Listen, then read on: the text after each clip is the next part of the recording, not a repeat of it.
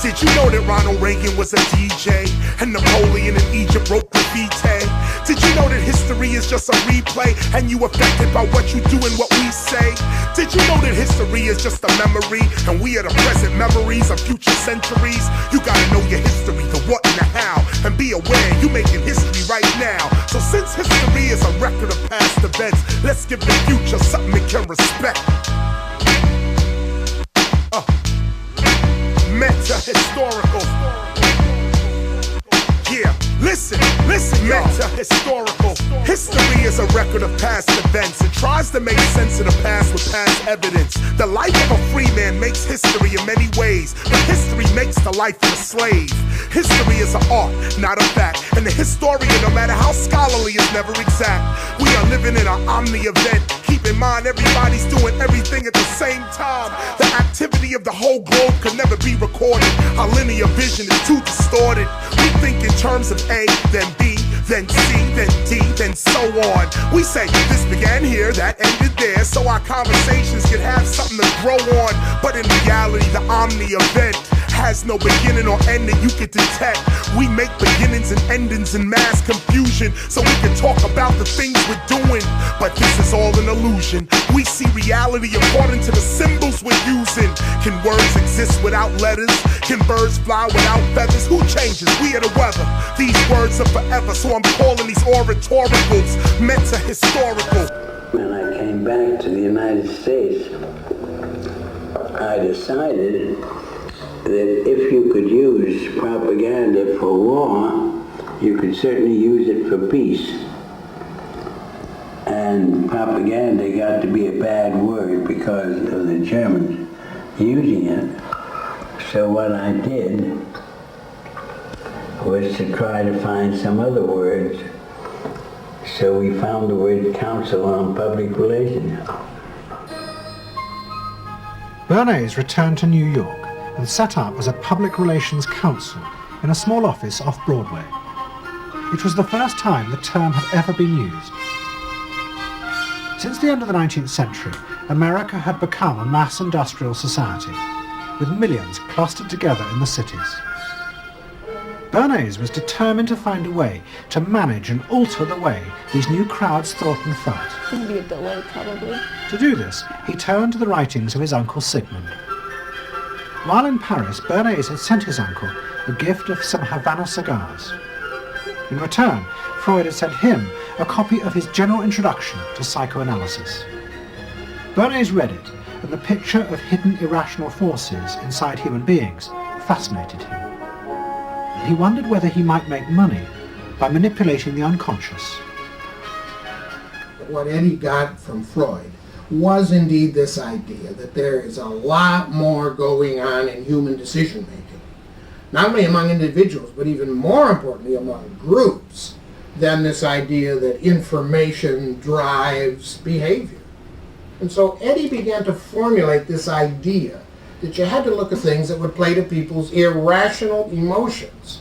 And you see, that moved Eddie immediately into a different category from other people in his field and most government officials and managers of the day, who thought if you just hit people with all this factual information, they would look at that and say, oh, of course. And Eddie knew that was not the way the world worked.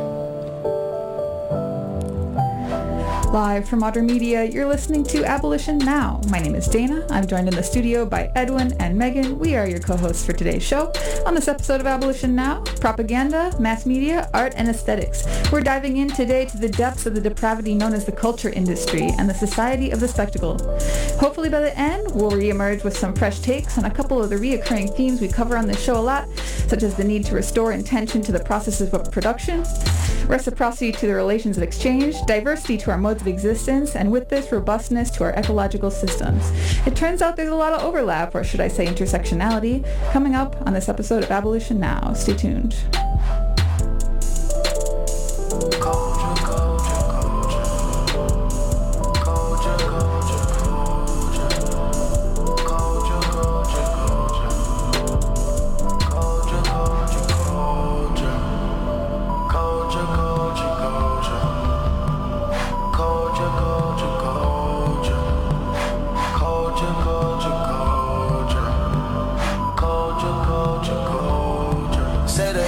culture.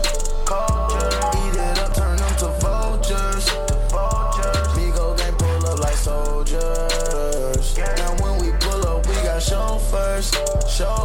Tell them do it for the culture. Got to do it for the culture. Tell them do it for the culture. Got to do it for the culture. I wake up and I thank God and I go strong. I wake up and look in my eyes and put it on. She gon' fuck, she look at my life and wanna be on. But we not having no. Conjo hit it and pass it. I'm too passionate. I'm too focused on my craft. I need $1 million slab. Bring it back and break it down with the whole game right now. Flying in and out of town. You was searching for the wave. It was culture what we found, yeah. You was searching for the wave. Welcome back to Abolition Now, where we first cover critical perspectives and histories that it's urgent for you to know about, and second, we provide the theoretical framework to connect the issues we talk about to a larger, actionable, and ongoing project of global emancipation. Today on the show, the culture industry, art and propaganda. My name is Dana. I'm joined in the studio by my co-hosts Edwin and Megan. This 2-hour program will be broken up into 4 parts. We're going to talk about today's topic from a historical and theoretical context, going back to the Frankfurt School and interwar Germany, and into the work of Adorno and Horkheimer, where this concept of the culture industry originates in the first place. Looking at what motivated these theorists to develop this concept back in the middle of the 20th century, we'll find that we can draw parallels easily to our own 21st century reality. After that, in the second segment, we'll switch up our view of the situation to the perspective of the man behind the curtain, Edward Bernays, which is a necessary historical context for our understanding of Adorno and Horkheimer's concept of the culture industry. But also, it's just a great source of two truths and a lie. Like, what on earth is Sigmund Freud's nephew doing working for United Fruit? The answer may surprise you. Then for the third segment, we'll bring in a feminist and intersectional perspective on media as commodity, art as property, and the subject-object relationship of seer and seen. If pornography is a lowbrow art, then why do all these fancy art museums have so many paintings of naked women? Finally, once we're done with all this critiquing and whinging and party pooping, the last segment of this show will be devoted to a more generative conversation on art and media, such as how do we cultivate not just an aesthetic of liberation, but for liberation? What will it look like to radically democratize art, decolonize art, do art as abolitionist praxis? We have a super jam-packed show, so let's get right into it. The historical context of what got us these theories in the first place, right? So if we go back to in time, right, imagine you are a Marxist social theorist, or should I say social scientist, as was vogue in the time, living in Germany in the early 1920s, right? The First World War had just ended, there's a Bolshevik revolution, and the Communist Party in your country is organizing. The Social Democrats are organizing, they're agitating. The workers are joining together, and if you read Marx, the prophecy tells it that if the workers join together and they get their class consciousness and they become a class for itself, not just a class in itself, like I'm a worker, you're a worker, we're all workers. No, not just that, but a class for itself with a common interest, ready to work towards a common goal. I mean, it's looking good for revolution in Germany, right? The capitalist economy just hit the shitter, right? Your country just lost a big, expensive imperialist war, and people are hungry, workers are restless, right? And you're agitating. The communists are agitating. And the Bolsheviks got something going on in Russia. It hasn't spread to the rest of Europe yet, but, you know, you got the right conditions. And if there was a revolution in Germany, things could go international real fast. But no, as we know, that did not happen, right? The leftist revolutionaries, not just in Germany, but in a bunch of other countries too at the time, were beaten back by the forces of reaction. And instead of a red tide sweeping across Europe, what are we going to say? Fucking fascism. Mussolini, Hitler, Franco. And the most galling of it all for the Marxist social scientist is that these goose-stepping asswipes rise to power with the support of working people, the same people who had the most to gain from your communist rhetoric and the least to gain from the fascists. Like, actually, what the fuck? So this was the question that Max Horkheimer and his compatriot Theodor Adorno were concerned with. Here at this point in history, you start to see the classical Marxist, the classical social scientist, the Max Weber-loving social scientist, who thinks we can apply scientific principles to human society and obey, right? Starting to morph into the critical cultural theorist, right? From the Frankfurt School that we know and love, right? Critical theory really is born out of the crushed dreams of Marxism. Because really, how is it that so many working class people are willing to go so far against their own material interests by siding with the fascists, even when they knew it was not going to serve their interests? So if we're working within classical Marxist theory, right, ideology is defined in two ways. This is from Critique of the German Ideology by Karl Marx. Number one, people's material conditions, right, their economic and class interests, are going to determine the type of ideas they have. And two, the ideas that hold the most sway in society, generally, are those of the ruling class. Now, this OG Marxist theory of ideology does have a concept for when this doesn't work, right? When people do irrational things, they go against their own material interests. And Marx calls this, quote-unquote, false consciousness, right?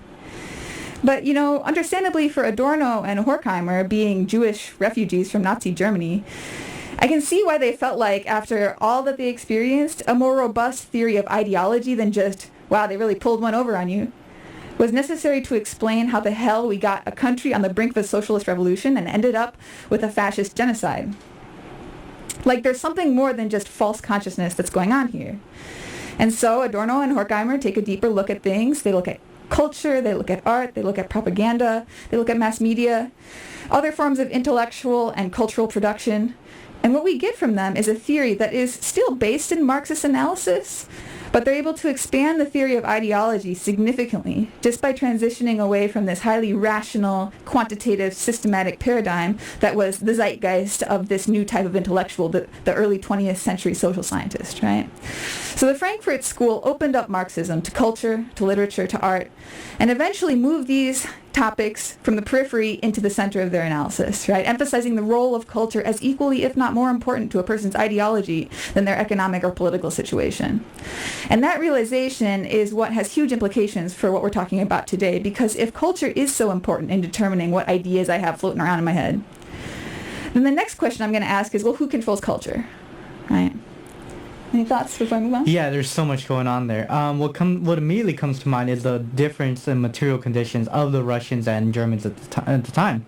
For Russians, it was very clear that it was the monarchy that was the problem. It was a very clear set of elites. In Germany, they had already gone through industrialization and had a sort of middle class. And in that, fascists were also able to seize upon that ideology was not as defined as as it is now. So they were able to say, like, hey, we're socialist, like instead of, they used the word socialist in their name, even though they fucking hated it, to convince workers that were naive enough to believe in words alone. Mm-hmm. And it's just, you know, it's like the proto of what we're gonna really get into, of like, you know, words can mean many things or nothing at all. Mm-hmm. But then it goes deeper, as you mentioned, as it tries to use social conscience against itself. Mm-hmm. Yeah, so you still believe a little bit in the false consciousness. Yes. Yeah, obviously Adorno and Horkheimer did too, right? So we can bring another theorist into this equation, right? E.P. Thompson. He's considered kind of the founding father of cultural studies, right? His book, The Creation of the English Working Class, really draws upon Gramsci as well as the other theorists that came before him. And what he says is, class is not a structure that exists throughout time. It emerges, comes into being, through individuals, events, and circumstances. So this view of class is definitely influenced by Gramsci's theory of the historical block to describe the life cycle, right? The coming and going of individuals, their interests change, the conflicts coincide, right? There's turning points and new historical blocks emerge, right? So this is what Gramsci called hegemony. And so I feel like if I asked a global studies major who controls the culture, I'd probably hear hegemony, maybe, right? Yeah. It seems like a pretty common word that we use to describe it. Actually, it was Gramsci who came up with that, so props to him, right? Mm-hmm. But there's a more nuanced part of his theory of hegemony called the historic block, which I think makes a lot of sense in application to what we've discussed so far about how the Frankfurt School is developing their theory. Gramsci was taking it from a different perspective, right? He's looking at the way that Marxism divides the society up into two classes that are somewhat static, right? Of course, like Marx saw it as more dialectical than static, but still a bourgeoisie and a proletariat, right? And instead, Gramsci says, nope, actually there's many groups, right? There's many groups with many interests, right? And what matters is the intellectuals that bring forward the ideology of that group and try and make it hegemonic, right? So it's like a constant battle between these different groups for hegemony. Marx saw the class as either a class in itself, like I said in the intro, or a class for itself, and that was all that mattered, right? It was this dialectic between, are we all just incidentally workers, or do we have consciousness of the fact that we are united in a common interest? That would make us a class for itself. Now, the bourgeoisie has no problem being a class for itself. They form chambers of commerce, they form lobbying groups, right? They're all hanging out at the same country club. They have a strong class identity. Workers don't. So this is what Gramsci was trying to correct for, he being a leader of the Communist Party in Italy, which saw a similar, you think it was sad in Germany, they got fucking Mussolini, they got the fucking black shirts. Gramsci went to jail. He fucking died of sickly old man because he was in jail, right? So this was happening to revolutionaries all over, saying, why are people turning to fascism? The beauty of Gramsci's theory is that it extricates this class-based analysis from this binary, right? So when you assume there's a static structure, there is one working class, and they can either be for each other or they can be of each other, right? Then, whenever someone doesn't vote for the working class, you go false consciousness, that person just deceived, right? Essentially, saying that they don't know what they want. So that was the weakness that Gramsci was trying to correct for, to use this historic bloc theory to say that, there's two class structures that are primarily in conflict with each other, but there's also all these intellectuals that are bringing forth visions of society that they want to project onto the rest and make hegemonic. And these intellectuals can be either emancipatory or they can be reactionary and regressive, right? So even a fascist intellectual would qualify as one of these intellectuals in Gramsci's theory. And so what he was trying to look at was, cultural hegemony as the way that groups bring their message forward and project it onto the rest of the society. And obviously the fascists did that well, or at least there was not enough resistance from the liberal and conservative contingents to really care. So, any more thoughts before I move on? I maybe you should have clarified. I don't see it in the binary as well, but it's we've mentioned this a few times in class, is that when people are desperate, they're not looking for the perfect ideology. They're looking for an answer, and they're willing to listen to anyone who has some form of structure. And I think when, the communists were advocating for a restructuring and redistribution, that seemed really scary compared to, hey, let us take control and we'll fix everything, versus forcing the workers to do it themselves, right? It was a very simple solution to them, and it's not that they didn't know what they wanted. They wanted change, but they weren't clear on how they wanted to go about it, in which case they would listen to these intellectuals, as you said. Yeah, Gramsci's idea of the intellectual is a lot more expansive than the way that we use the word intellectual colloquially, right? Yeah. It's not like a professor. It doesn't have to be like an academic, although it could refer to an academic, right?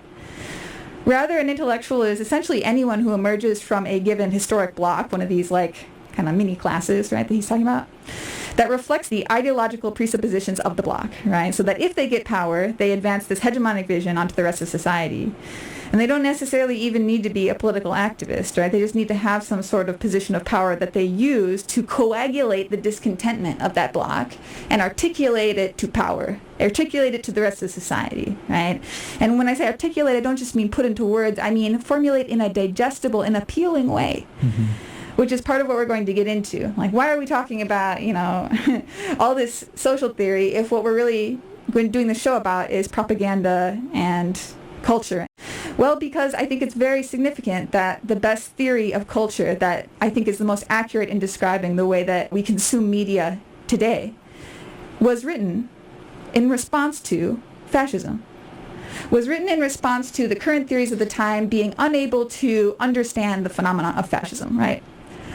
That's how we got the theorists who then wrote the theory that best describes how our media ecosystem works.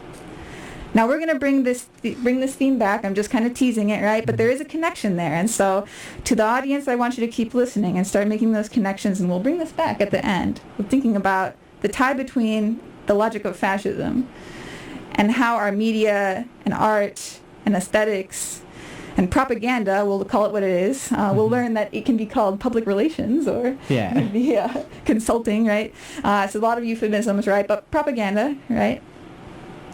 And then we will think about also the generative side of this too, eventually. We're going to keep criticizing for now. So are we up to speed on our Gramsci vocabulary? We know what an intellectual is, a historic bloc. A conjuncture is these historical events like the putsch, right, the coup, right, all of these things that kind of move blocks into hegemony and out. So Horkheimer, as we mentioned, was involved in this urgent question of why are people turning to fascism, right? For the Frankfurt School guys, instead of going the way that Gramsci did, instead of replacing this Marxist dialectical class conflict with essentially a bunch of different social blocks that are all just in like a constant 16-man brawl for hegemony, unlike Gramsci, Adorno and Horkheimer keep the Marxist class conflict part. They keep the dialectics part. They even keep the false consciousness part, like I said. But they apply these things, they apply these forms of economic Marxist analysis to culture, specifically seeing culture as production of culture, not something that happens organically, that we think like, oh, no one's ever really thinking about like what our culture is. We just like know what it is intuitively because we grew up in it. Once you get into industrial society, and especially when you get advanced forms of mass communication, and you get TV and radio and telegrams, right, as the 20th century goes on, media and culture and art starts to look more like capitalist industry. And that's why Adorno and Horkheimer's theory still rings true today. So they called this the culture industry, right? Hence the name. And so if we understand culture as something that is interpolated into the market, as opposed to something separate that's organic and that's for the cultural theorists to worry about, and we're economists, like that culture is not our job, right? Then, if we treat it as a part of the capitalist system, we can expect to see the same dynamics of accumulation through dispossession, expansion and consolidation, right? Centralization of economic and political power, a depletion of the diversity of the systems of production towards mechanization, standardization, homogenization, massification.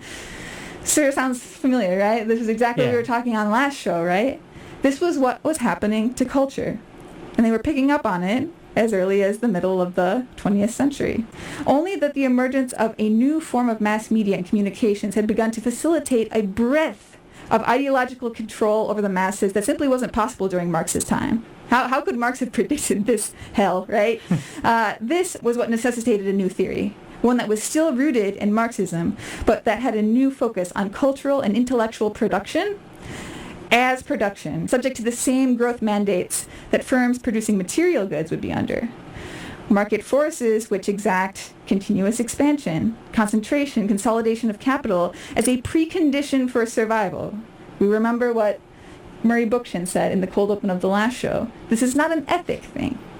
If you want to be a supplying firm in a capitalist market, you must do this or your competitor will overtake you, buy you out, and you'll be back to the proletariat, right? You would cease to be a bourgeoisie if you did not do this, right? Because this is what you need to do to survive. So what this does is it creates a feedback loop where anyone who is willing to put a limit on growth is filtered out. First, it's the people who would put a limit if it was socially unacceptable to keep growing. Then you get people who would be limited by it's morally unacceptable to keep growing, right? Then, as we were talking about in our social ecology episode, finally you get to the people who would be, oh, this isn't physically possible, or this isn't sustainable. We're going to deplete, our resources, or we're going to kill people, right? To the extremes and beyond is this incentive, right? Because I don't do it, someone else will. It's a race to the top or race to the bottom, however you want to think about it, right? Yeah, I can definitely add to that. Right now there's a lot of reactionary to why are there politics in my media? And the thing is, it's been there the entire time. It's just that people are more willing to notice it, but at the same time it's of an intentional reactionary. They're still falling for it. That's how complex it is now, to the point where it can make itself obvious and it still gets the job done because people are too conditioned to just accept it. And yeah, we'll get into more in examples later on the show, but it's just that capitalism has touched everything, but one of the ways it really did it was by corrupting our culture and our consciousness first, and from there everything else fell like a house of cards. Anything you want to say, Megan, before we move on to the next part? You guys want to take a quick break? I need to drink some water. You want to take a break? Yeah. All right, everybody. So I hope that has set up a little bit of what we're going to be talking about today. I know I did kind of an impassioned monologue, but thank you for sticking with me. That's all the theory we have to do. We took our vitamins. It's going to come in handy because we're going to dive into some really nutso examples of this shit. And it's going to be good to connect it back to, oh yeah, that we have a way of making sense of this. Because I think that's the value of social theory. I don't do it to nerd out, to say, I've read Adorno, I've read Horkheimer, right? Social theory helps us understand what's happening around us when it defies all reason and logic, right? And we certainly live in times like that.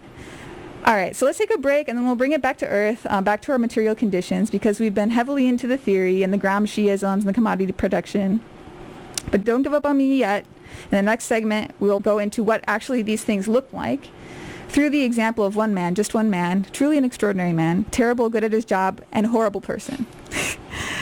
And if you grew up watching TV or being exposed to any sort of advertising, really, then this guy that we're going to talk about in this next section is probably responsible in some way for your fucked up psychological development. I know this is the case for me. Right now, though, we're going to take a quick break. When we come back, we'll be applying what we've learned to a real-life example, the fantastical true story of Edward Bernays. Don't go away. We'll be right back. This is Abolition Now.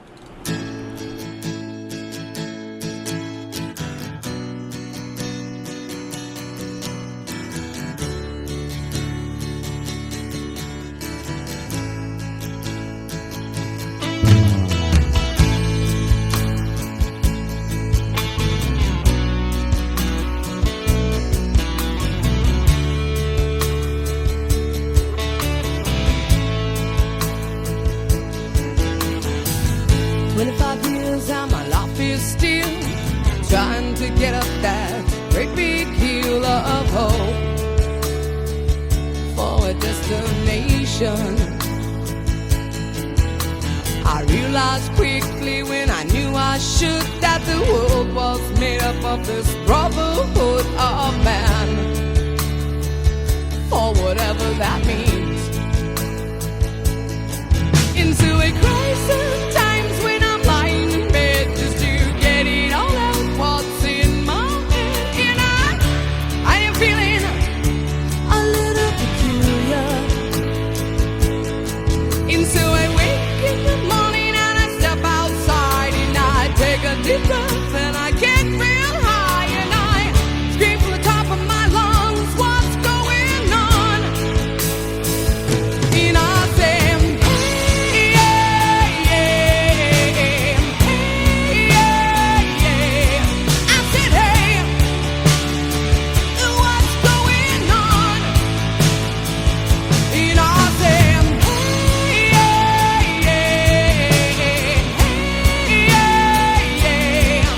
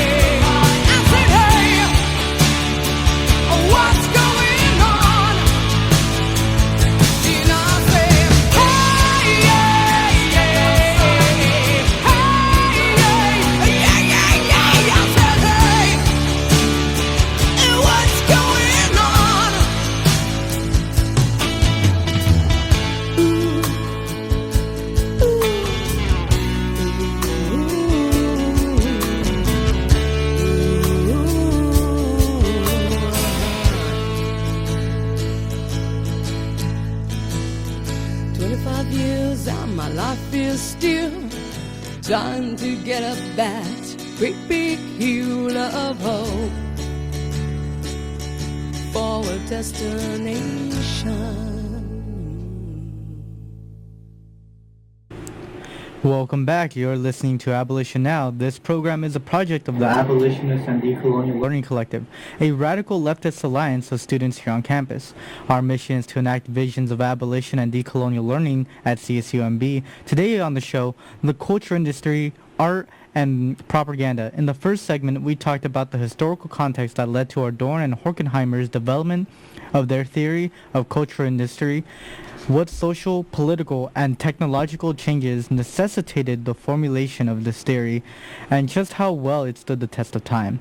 To recap, if you're just tuning in, we just started the show by talking about fascism in the context of the early 20th century Europe, and how in order to make sense of fascism as a mass phenomenon, social theorists like in the Marx tradition were prompted to take a deeper look at concepts like ideology, introduce new concepts like homogeny, and apply existing concepts like dispossession and accumulation to include areas of social life that were being newly enclosed upon. Through this, we get theory of the culture industry, and we're going to dive into some real-world examples soon enough. But I want the audience to keep that first part of the show in mind as we move forward.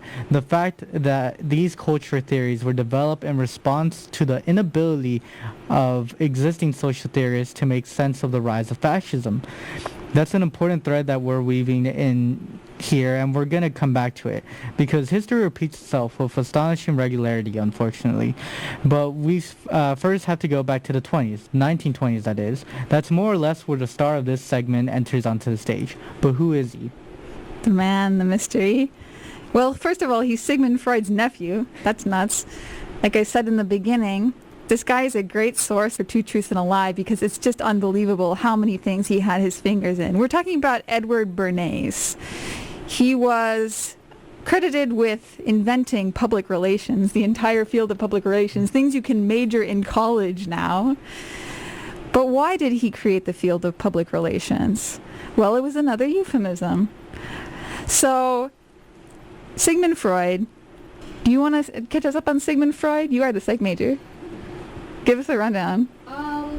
Well...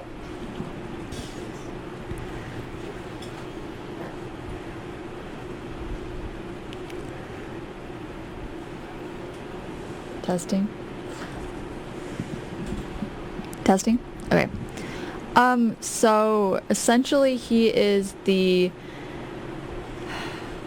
founder of, is it Psychoanalysis. Psychoanalysis, right. I guess I'm not an expert. But he just has a lot of, he founded a lot of the main core ideas of psychoanalysis, and he has a lot of weird theories about various things, like the reason that children are the way they are is because of envy of their parents and jealousy. Oedipus complex. While in psychology he's not fully respected as someone that's very prestigious, that knows a lot about different things, because he has weird theories. But ultimately he founded a lot of the basics of how we do psychology now. Yeah. Thank you very much. You call yourself a psych major? You didn't? Wow. So Sigmund Freud, right, the super ego guy, right, you want to actually fuck your mom and that's why you hate your dad, right, like that guy, right, cocaine addict, smoked fucking Cuban cigars, like 5 of them a day. This guy was nuts, and he wrote a lot of stuff about the subconscious and the, urges that we have that we don't actually recognize in our conscious mind. And this was kind of a twist. He's seen as this revolutionary figure because before this, especially in European society, Eurocentric society, we had this Cartesian dualism, right? Where it's like my body is the animal part of me, and then me is my brain, just my brain. And it's just the rational part of my brain too, And if I have any kind of animalistic desires and stuff like that, that's not me, I am my rational brain. It was this intense kind of lingering thing from the Enlightenment of we're all rational, self-interested individuals. There's a reason for that, because it legitimized the system of economics that they had, capitalism. If everyone is a rational, rights-bearing individual, right?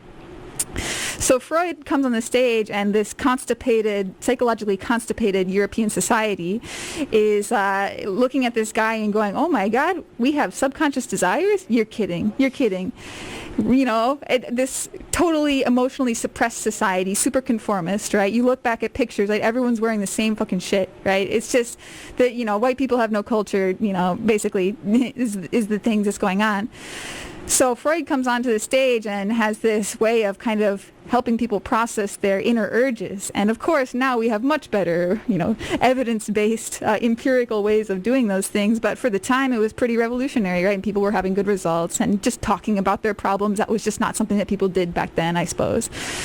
We've come a long ways. But Freud had a nephew named Bernays, right? And Bernays believed that people's desires and impulses, the kind of stuff that his uncle was uncovering, could be manipulated and then profited upon. So he took what Freud was doing, and instead of using it for psychological treatment, he took it to the highest levels of government and corporate power and used it to control people. And because, this was, innovative, this is kind of innovation that capitalism incentivizes, right? Mm-hmm. He quickly got all of these deals in the upper echelons of society because he could make people do things, right? You just appeal to their base desires, it turns out, and they'll do whatever you want, right? So we can go through his resume, everything from United Fruit Company all the way to President Woodrow Wilson. Edward Bernays was extremely, extremely influential in the advertising and marketing sectors. He came to companies and said, actually, what you're not selling is a product, you're selling a feeling. You want to be selling a feeling to people, right? You don't want to be selling them shaving cream.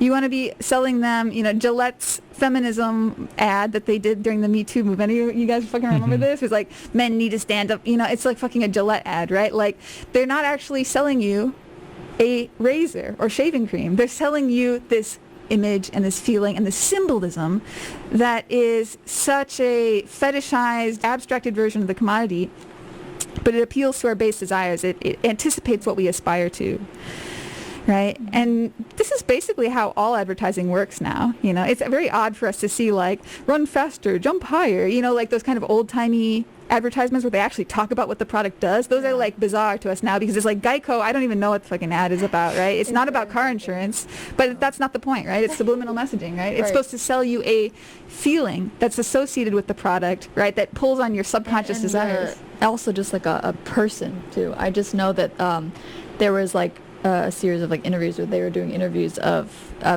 people just on the street just being like, what do you associate with a certain brand? And you go, oh, well, I think it would be a person like this, a person like that. Mm-hmm. So we associate personal characteristics to a brand so that we connect with it deeper, as if it were a person that we respect. Yeah, it's I mean, you'll get more into this, but definitely reminds me how ads have become a sort of spectacle. Look, I open a copy of the Sunday Times color magazine. I turn the page. These are photographs of refugees from East Pakistan fled to West Bengal. The text which accompanies the photographs says that these refugees deserve more help than any others in the world. The writer appeals to the public conscience. But if I turn the page again, the inadequacy of such appeals becomes obvious. On pages like these, reality itself becomes unrecognizable. It is difficult in this clamor to explain why one set of victims deserves more attention and more help than any others. There have been so many refugees in recent years. Aperitifs can be a bit sweet for today's taste, so a lot of people go to the other extreme and serve dry drinks that taste of nothing. What do words mean when juxtaposed like this? What happens in East Pakistan, or for that matter Birmingham, any historic event anywhere, is always on the far side of the frontier of the publicity dream. What happens out there happens to strangers whose fate is meant to be different from ours. What happens in the dream is meant to happen to us. Things happen after a Badidas bath.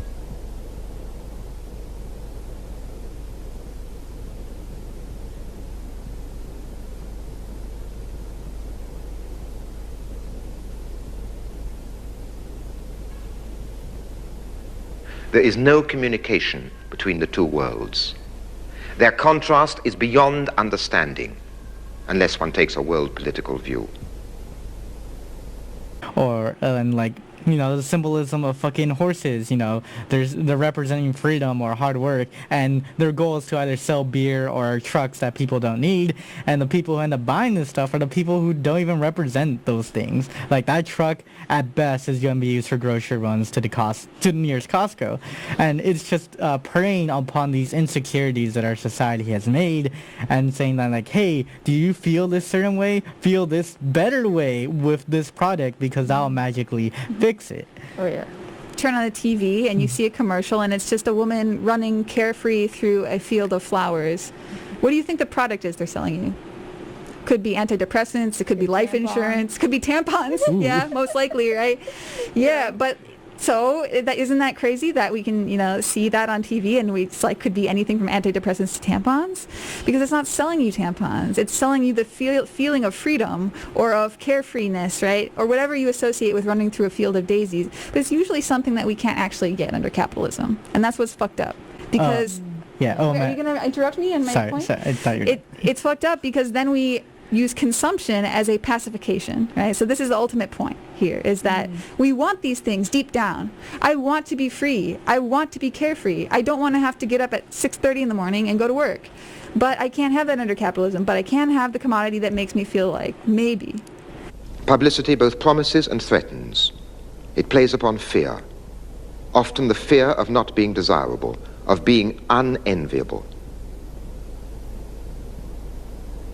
It suggests that you are inadequate as you are, but it consoles you with the promise of a dream.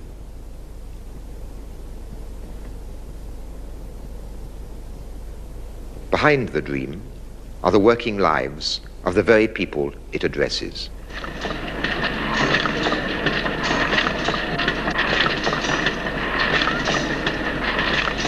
With this spray, you will be wanted. Meanwhile, there is the present of the women who manufacture such sprays.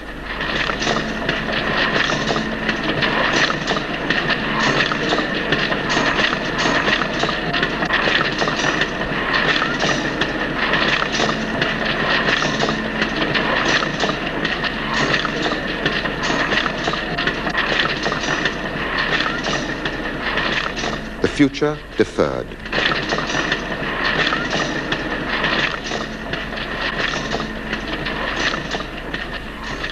Meanwhile, the interminable present.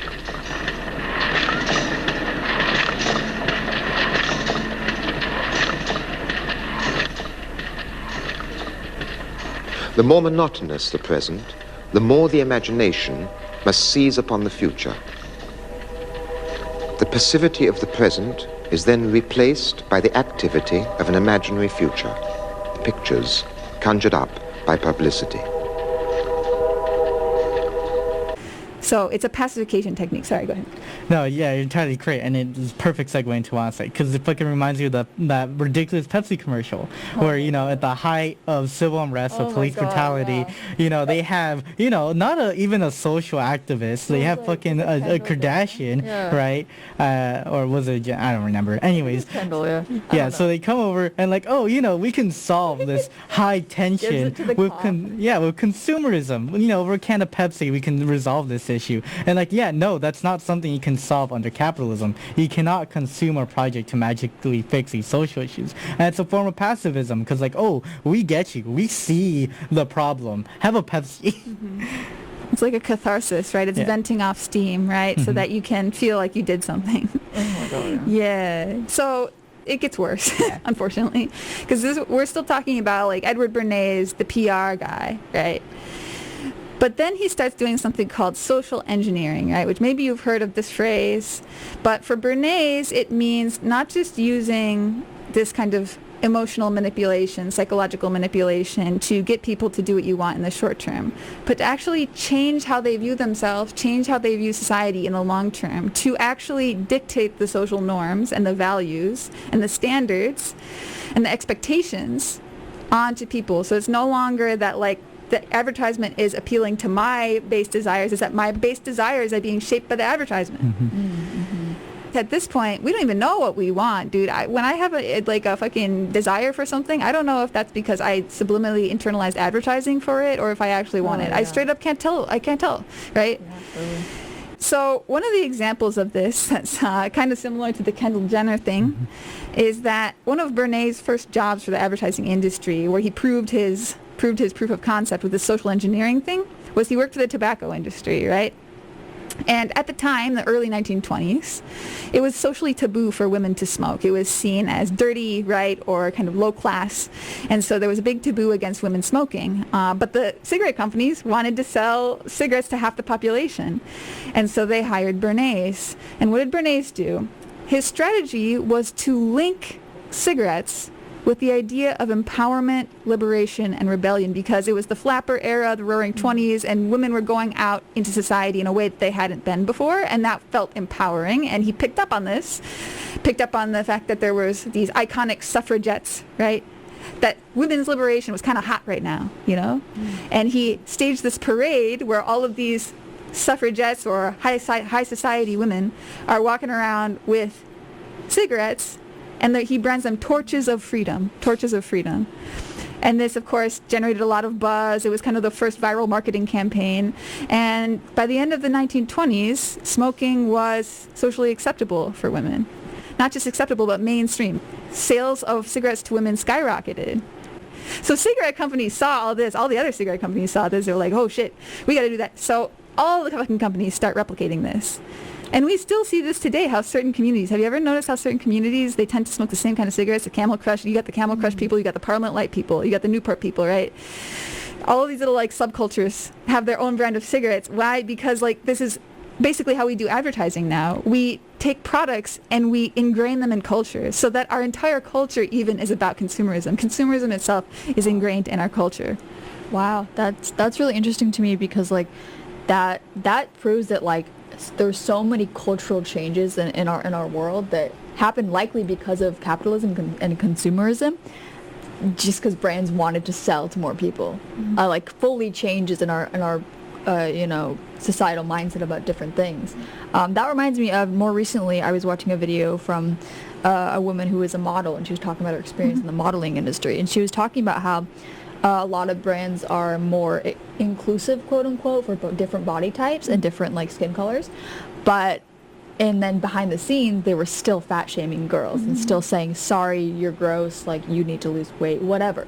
Even within these brands that are quote unquote supposed to be for inclusion, like that just goes to show that it is all just a marketing campaign. It's not at all for these like cultural changes. Like they don't actually care. I mean, that's, you know, we all kind of knew that, but you know, it's just to have that be proof is just pretty crazy to me.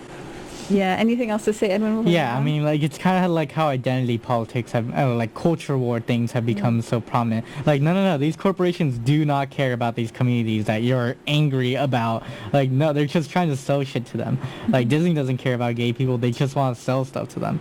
Or I think how, you know, alcohol, right? Like, it used to be like, oh, you know, manly drinks, whiskey, just beer. But as time has gone on and society has, quote-unquote, progressed, they're like, oh, you know, like hard lemonade, like more fruity drinks, because, you know, they realize people don't want to drink stuff that tastes like shit. Yeah. So they're drinking, you know, stuff that tastes good, and like they change their advertising to fit that. Or if anything, they manipulated marketing, like, oh, you're like a new age man, drink this.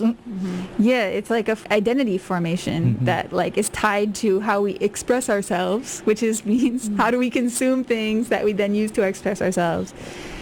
Yeah, it's fucked up. So it gets worse again. I don't know if you guys remember the like first or second episode that we did of this show was about Latin America, and it was about U.S. interventionism and like resistance to imperialism in the region. And I had mentioned a CIA. Yep, he worked for the CIA too. Of course. I had mentioned like a CIA declassified document about this secret program, this covert operation called PB Success. Have you guys heard about this shit? Wow. Okay. So there was a democratically elected president of Guatemala, and at the time, United Fruit Company owned like the majority of the land in the country. So this American company, right, this like banana growing company, owned like most of the land in their entire country. And this like moderate social democrat gets elected and says like, hey, could we take some of the land that you are not using, like land that wasn't even being used for growing bananas, but that just United Fruit owned, and can we pay you to lease it to peasants so that they can grow subsistence crops? That's all that this guy was asking. United Fruit came together with the CIA, came together with Bernays, and they couped the government, right? They couped this guy. They installed a military dictator friendly to the U.S., and hundreds of thousands of people died. So what was Bernays' role in all of this? Well, he used this social engineering to shape public opinion in favor of a coup. And how did he do this? By literally fucking lying. It wasn't even spin doctoring. It was literal fucking lies. Because Jacobo Arbenz, the president of Guatemala at the time, who got couped, was like a capitalist. He was a capitalist. He wanted to do capitalist reforms, right? Let me lease the land from the landlord. I'm going to keep the landlord there. I'm just going to lease from them, right? To give to peasants to like use land that's not being used anyways. They painted him as this communist dictator threat in all of the newspapers. You know, trust us, this guy's a fucking communist. So we definitely need to go in and uphold democracy in the region because it's our sphere of influence, and we wouldn't want communists encroaching on our back door. So they turned up the heat on the Red Scare, panic, paranoia to a 10, so that even the journalists of integrity who knew that this was all a lie were afraid to print the truth because this McCarthyist mob had been just frothed up by Bernays and by his tactics, right? Yeah, Edwin, I know that you had written some points on this. It's it's a manufacturing consent, something that's not new to U.S. Like they've been doing it since the fucking Spanish-American War, which I think Bernard was like 8. These are not new. The whole history of the United States in the world is a history of expansion based on these and rationales given, like the rationales given today when we go to war about spreading liberty and democracy and civilization. We declared war on Mexico in 1846, and again for the purpose of sort of teaching civilization to the Mexicans, and then we went into Cuba in 1898 and to bring liberty to the Cubans, and we did expel Spanish domination from Cuba. We liberated the Cubans from Spain, but not from ourselves, because once Spain was gone, the United States moved in, corporations moved in, the American military moved in, rewrote the Cuban Constitution. But the rationale was, we are bringing freedom to the Cubans. And then, of course, going into the Philippines and bringing civilization, as McKinley said, Christianity, we will Christianize and civilize the Filipinos.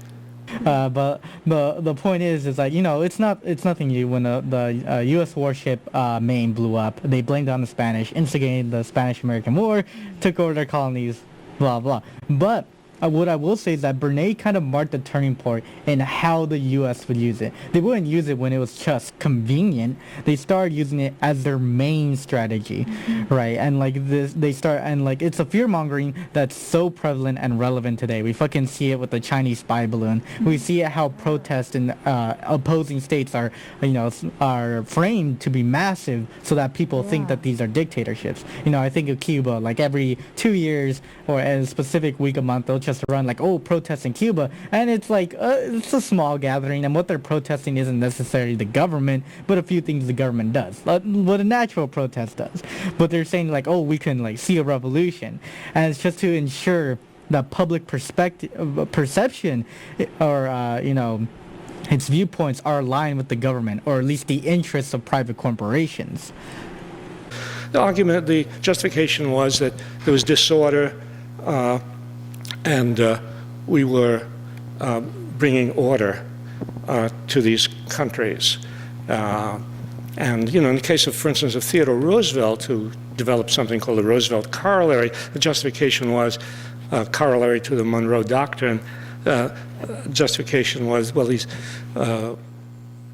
they're unstable, they're not able to take care of their own finances, which means they really can't take care of their obligations to the United States.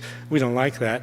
So there's so many different facets of advertising that we just take for granted now that Bernays literally came up with and instigated. So one of these things, the quote-unquote groupthink or herd mentality, as we heard in the cold open, it's not just about changing the minds of individuals. It's more importantly, it's about changing the minds of groups, right? But he had his techniques to help both corporations and politicians achieve this kind of groupthink, this kind of herd mentality, right? That if you get enough people to believe in something, then other people will just believe it because everyone else does.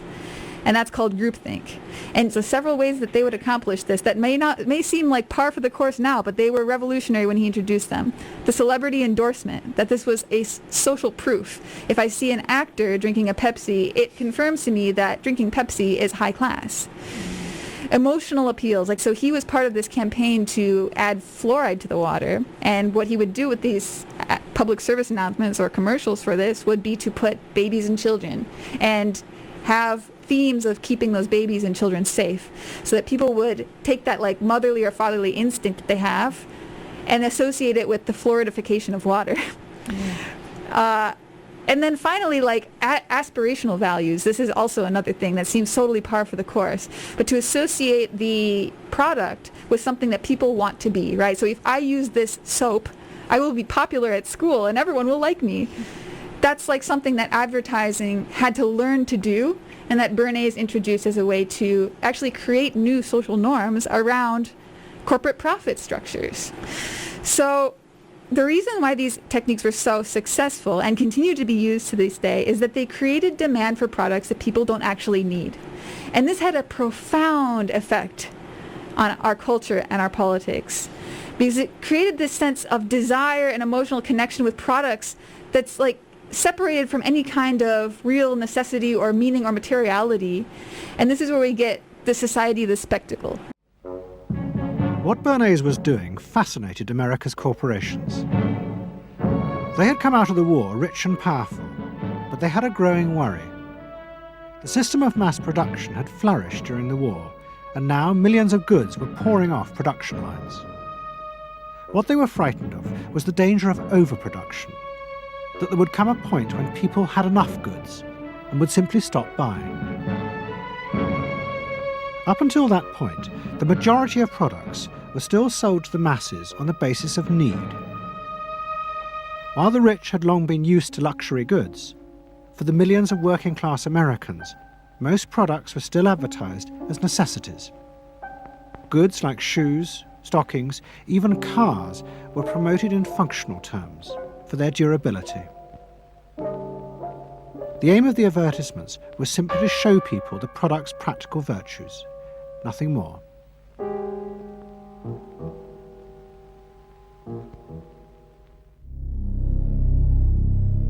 What the corporations realized they had to do was transform the way the majority of Americans thought about products. One leading Wall Street banker, Paul Mazur of Lehman Brothers, was clear about what was necessary. We must shift America, he wrote, from a needs to a desires culture. People must be trained to desire, to want new things even before the old have been entirely consumed. We must shape a new mentality in America. Man's desires must overshadow his needs. Any more thoughts before we move on? Yeah, no doubt our lives are worse due to the contributions of Freud and his nephew Bernays. And it seems that our system would inevitably empower people like this to turn our subconscious against us in the name of profit. After all, that's the kind of innovation, like he said, is supported within capitalism. And it's what business and marketing majors learn to target, and it's not for the bettering of humanity, it's to maintain the status quo of consumerism. Mm-hmm. Anything else for you, Megan? I think you guys pretty much said everything I was thinking. All right, we're making good time. We had so much content prepared, so I'm glad that we're at the halfway mark because we've gotten through 2 sections where our goal is to get through 2 more. We'll be back after a short break. Don't go away. This is Abolition Now. Television rules the nation. Television rules the nation. Television. around the world. Television rules the nation around the world. Television rules the nation around the world. Television rules the nation around the world.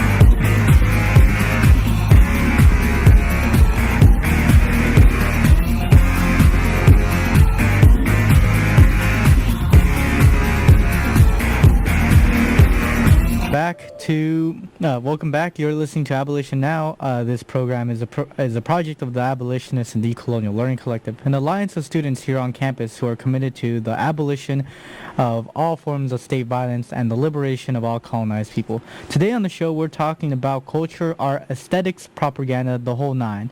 For our theoretical framework, we're bringing in some Frankfurt School, some Gramsci, and now we're going to add that feminist and intersectional lens as we try to do with every topic we covered on the show. But for something like art and aesthetics and media, especially mass media, if we want to understand, as we've been trying to do, how these things are affecting us psychologically, socially, and culturally in what we consume, in what we produce, we need to talk about how racism, patriarchy, and cis heteronormity are meditated through art and media. Yeah, mediated.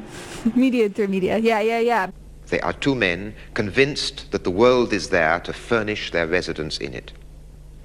The seafaring instruments have been placed on an eastern carpet. Without the first, the second would not be there. Implicit in the rise of European Christian culture was the destruction of other cultures.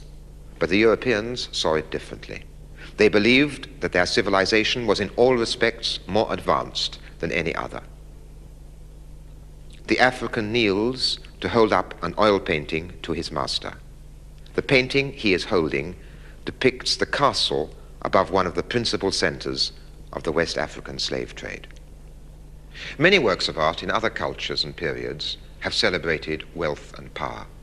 Gods, princes, and dynasties were worshipped. But these works were static, ritualistic, hierarchic, symbolic. They celebrated a social or divine order.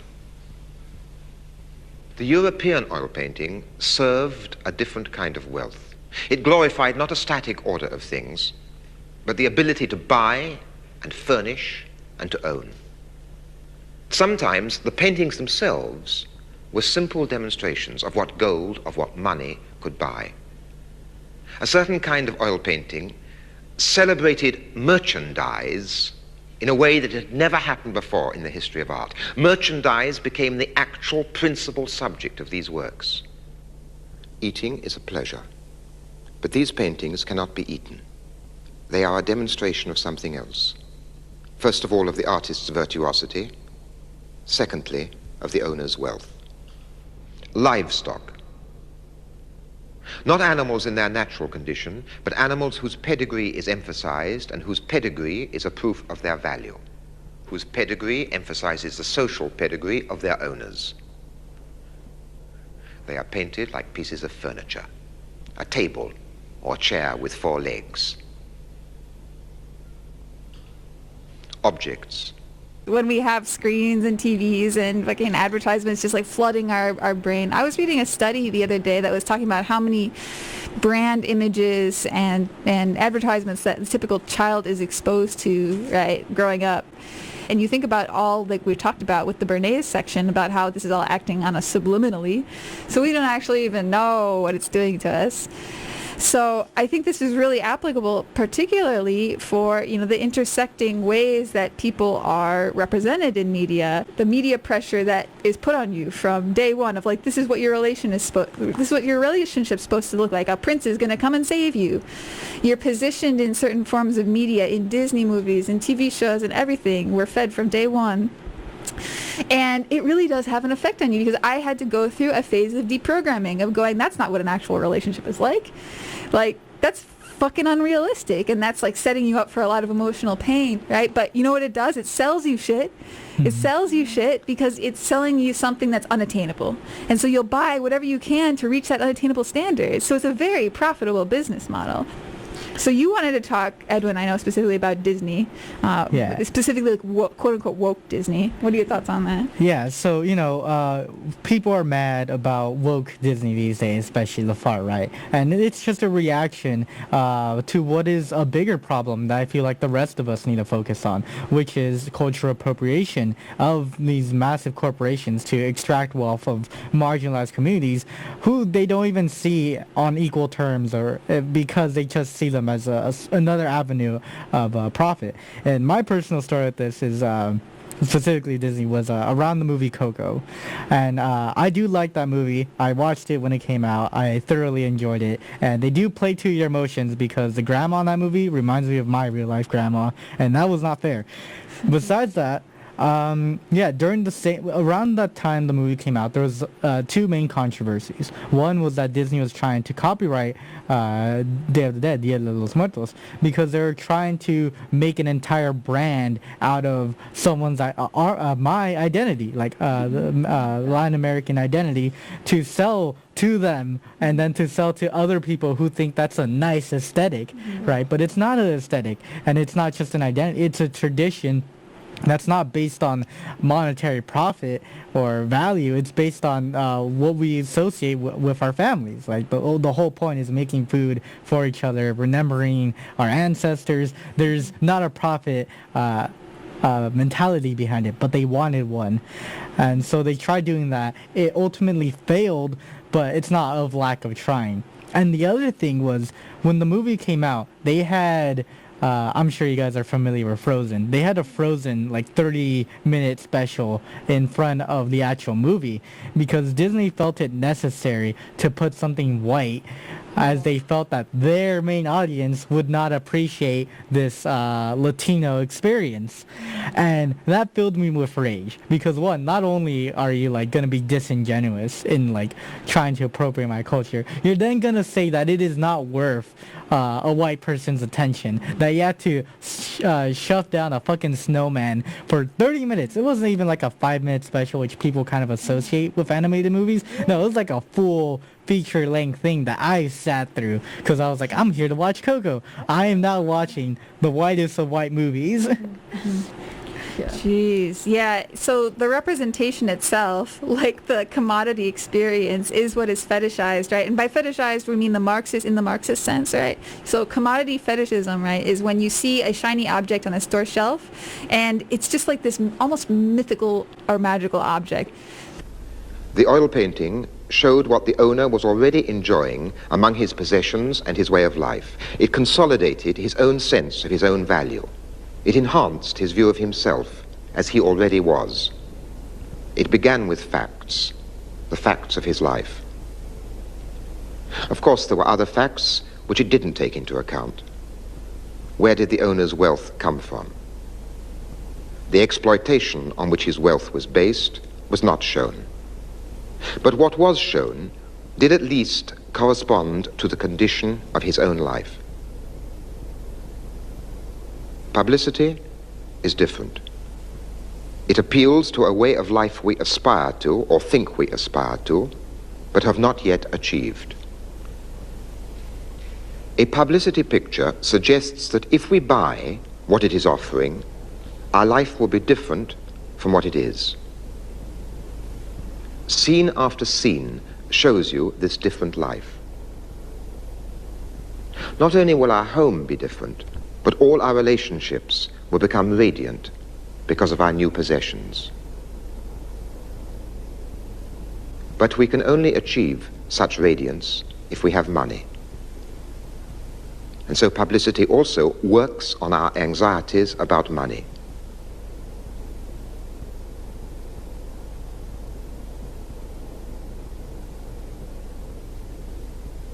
Urging each of us to scramble competitively to get more. Making money appear as if it were itself magical.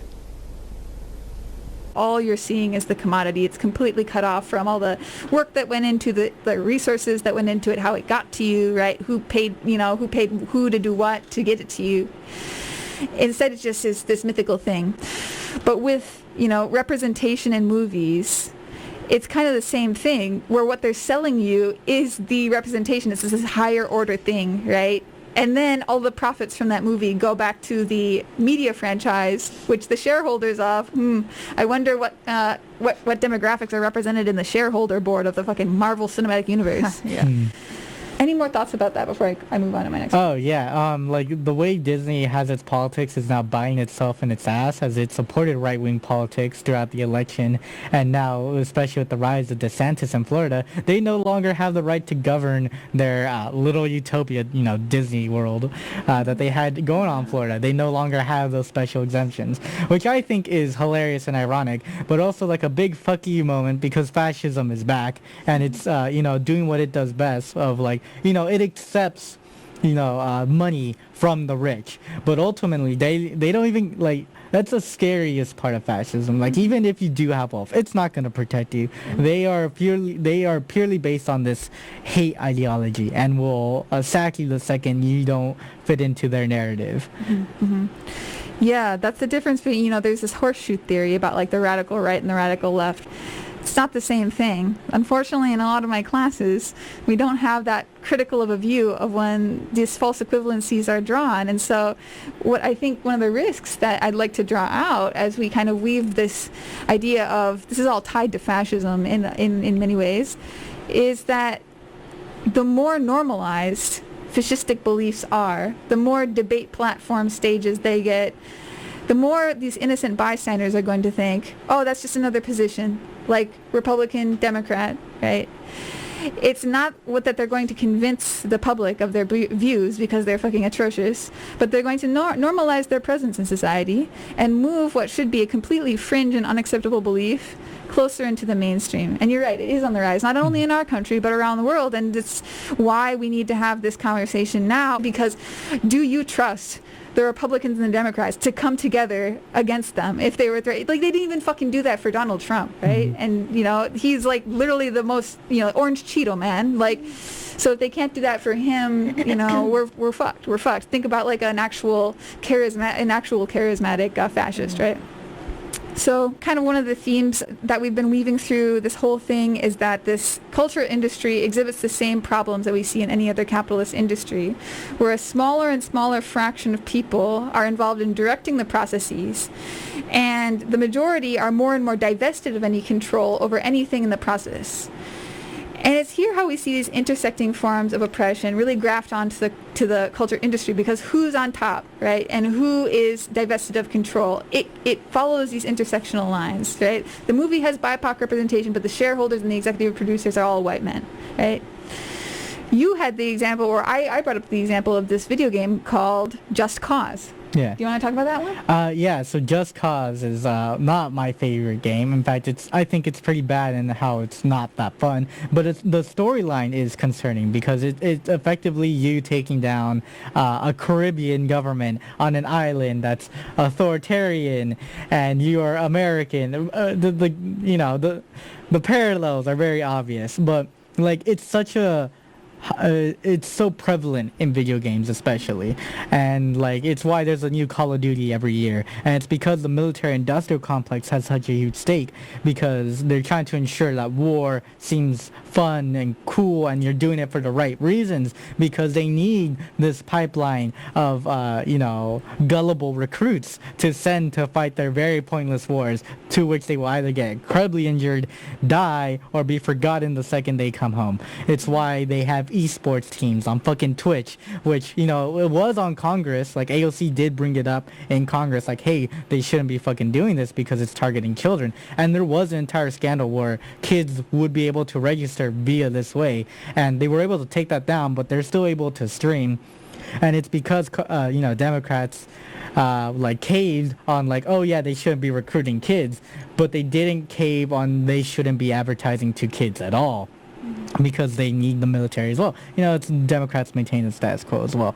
But the thing is that you can also see the messages and stories of the workers, game developers. They're trying to claw back any message they can of like true beliefs or of their ideology. You especially see this in Easter eggs or underlying story. The fucking lore that's littered out there everywhere. If you read that and you understand game context, then you can understand the left leaning of the message. I think especially a fucking Fallout.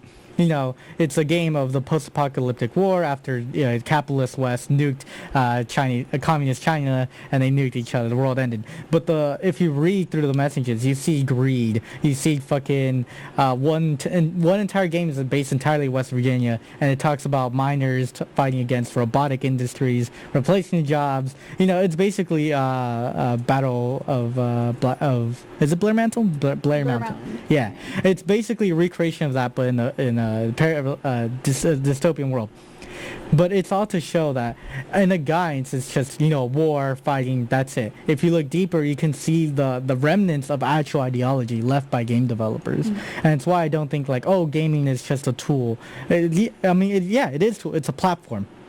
And while the main advertisement and messaging is pushed to be just one-dimensional, oftentimes because these are made by actual people, there is something worth looking into.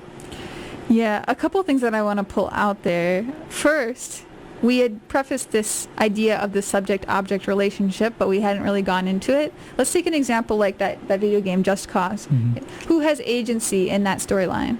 Right? And who is the object of violence? Right? Who is getting violence done to them? Right? Who do you play as when you play as the character? Who are you told to identify with? And this then carries out in all other forms of media. So the one that I think of the most is paintings, right? Paintings, like you go into a museum, who is the object that is being looked at, that is being put on the pedestal, that is objectified, right? And who is the perspective of the painting from?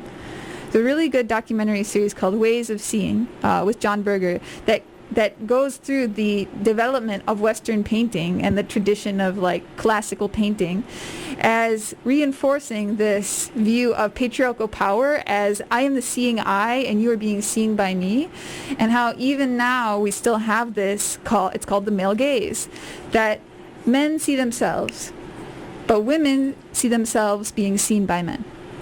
That's what the male gaze is, right? A woman in the culture of privileged Europeans is first and foremost a sight to be looked at. What kind of sight is revealed in the average European oil painting? There were portraits of women as there were portraits of men, but in one category of painting, women were the principal, ever-recurring subject. That category was the nude. To be naked is to be oneself. To be nude is to be seen naked by others and yet not recognized for oneself. A nude has to be seen as an object in order to be a nude. In the European oil painting, nakedness is not taken for granted as in archaic art. Nakedness is a sight for those who are dressed. But always in the European tradition, the nude implies an awareness of being seen by the spectator.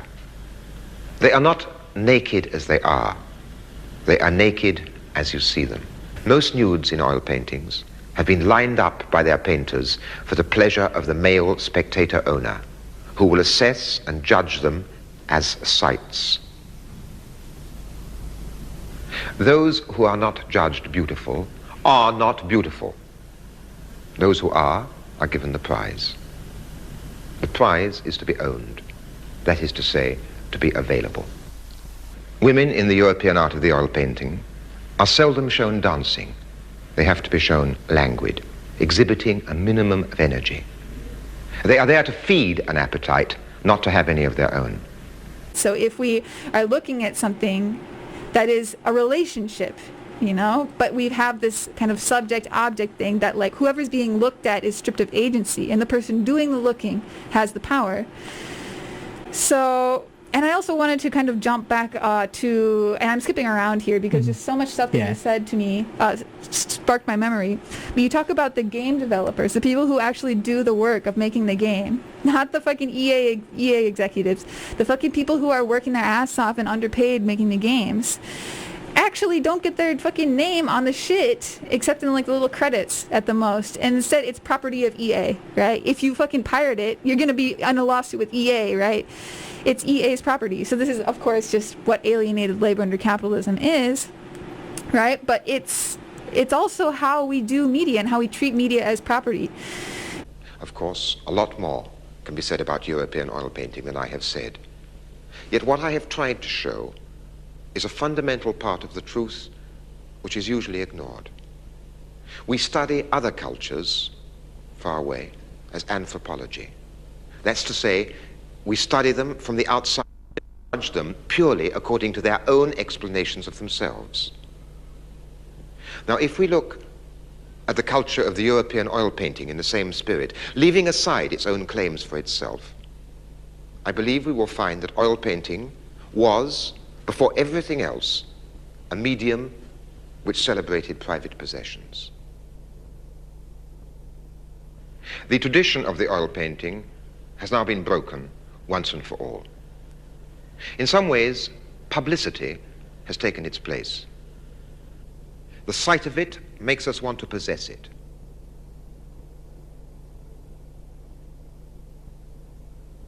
Yeah, any thoughts of this? Because I jumped down to the bottom, but I think there's a bunch of stuff that we missed. Yeah, so going back to the subject, like, what is this media, like, trying to sell us? Or, like, whose lens are we looking through? And for me, I think of, kind of what we had with the episode of Mimi, where we talked about, like, the male perspective in the global south and how it echoes one of colonization. Like, the actors may finally represent that country, they're people of color, but the women are either adhering to Western beauty standards or are just white. Like, I see that especially in telenovelas or in India, K-drama, especially reality TV, where, the men are, fit the main, what, men look like in that country, but the women don't. And it's just one way that colonization leaves misogyny, and it's also like evidence that decolonization has not happened where independence was had. And it's also like for specifically Mexican telenovelas, they don't even use Mexican actors, even though like there are pale Mexicans. They use Turkish or French actors, and then they just crudely dub over them, which I think is funny, but it's also super problematic. And then like the families of what we do show, what we do dramatize is of affluent families. And then there'll be advertisements to sell things that you see on the show, because if you want to be like that famous rich family, just simply buy these cheaper products. And yeah, it's just and then it pushes this misogyny, because like they're trying to replicate this perfect possibly nuclear family, and it's just super problematic. But they don't see it that way because it's on TV. They see it as the ideal. Yeah, any thoughts, Megan? I was just thinking, like, that reminds me of how some shows and certain things will have people of color, more specifically black people, like as the main protagonists, but the women will still be light skinned. So it's still like they still have an adjacent to whiteness, even though it's supposed to be like a centering on their lived experience and everything. And I've seen people talk about how there's a pattern of that happening where the men are dark skinned and the women are still light skinned. So it's like there's still like this, yeah. Yeah, it's like going back to comparing the culture industry to any other capitalist industry. Like, there's goddamn boardrooms and boardrooms and boardrooms of people who focus group this shit, right? And at a certain point, you really don't know if the tail is wagging a dog, right? Because they're just trying to anticipate what people will like. They're trying to anticipate not only what they will like, but what they will aspire to, what will make them to want to consume more. The purpose isn't to satisfy you. The purpose is to generate desire for more, right? And maybe that's not what we actually want. Maybe we do want media that just leaves us satisfied and doesn't leave us wanting to go out and buy things. But we wouldn't know that, because that's not how the fucking system works. It's that the successful companies are the ones that are able to do that. And this creates this like filtering system where you eventually just get a handful of media conglomerates that are all doing the same thing, and everything looks the same, right? And going back to our social ecology show, that's a lot less robust way than if you had the ability to accommodate diversity and you didn't impose this rigid standard on everyone. Because then if something fails, then like everyone who has that same exact thing isn't fucked. But if like everyone has a different thing, then if one thing fails, the system is like strong, right? The system, that's what I mean by when I say robust, right? When we say like robust ecosystems, right? It means that it can withstand small breakages in the link, it's flexible to that kind of thing. But we can't do that if we're all being sold from these same 5 companies, the same 5 sequels from the same 5 media franchises over and over and over again. So do you guys want to say anything more before I kind of like transition to the next? Because we can keep ahead of schedule, because I think we have a long section for the last one. Yeah, I mean, I feel like we can spend the rest of it talking on a more generative note for the rest of the show. I agree. Okay, everybody. So after we come back from this short break, we are going to stop complaining, hopefully eventually, and discuss what we can actually do, or what a constitutive project would look like as far as healing our relationships that have been damaged by this kind of fucking toxic ecosystem, but then also having an aesthetic imagination of being able to engage and inquire and not just passively consume.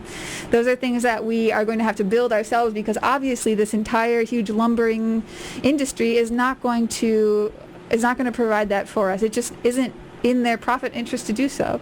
We have to build that kind of thing for ourselves, which is along the line with all of abolition, pretty much. So when we come back from the break, we'll get into the generative side of the conversation. Don't go away. This is Abolition Now.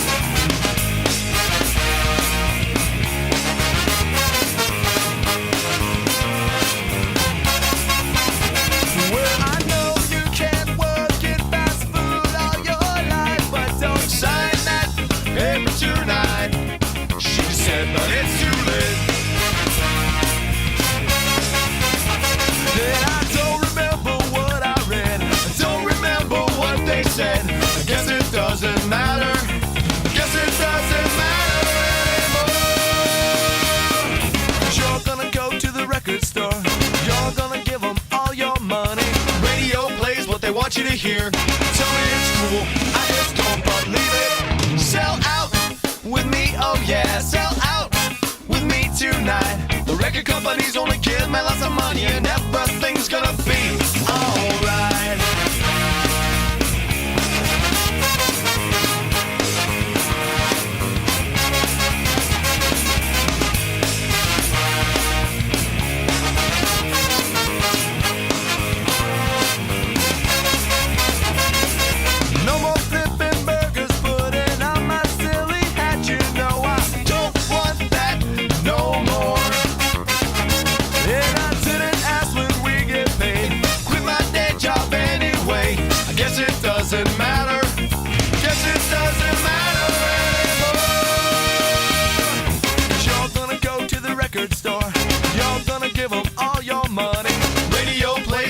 You to hear. Tell me it's cool, I just don't believe it. Sell out with me, oh yeah, sell out with me tonight.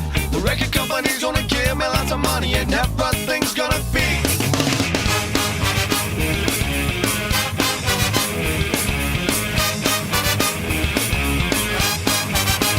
And I don't think it'll be so bad, and I know it won't be so bad.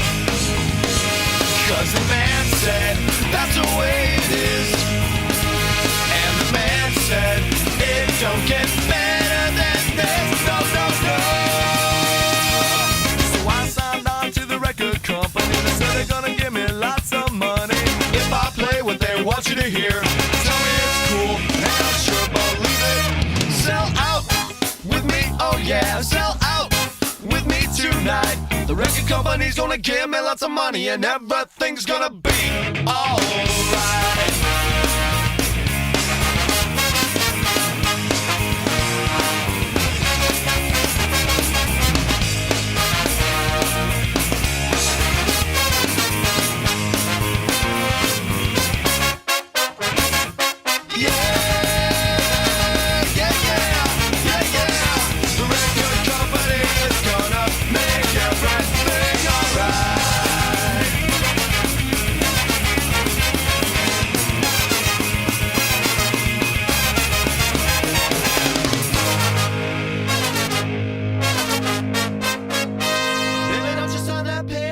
She said, but I can't work in fast food all my life.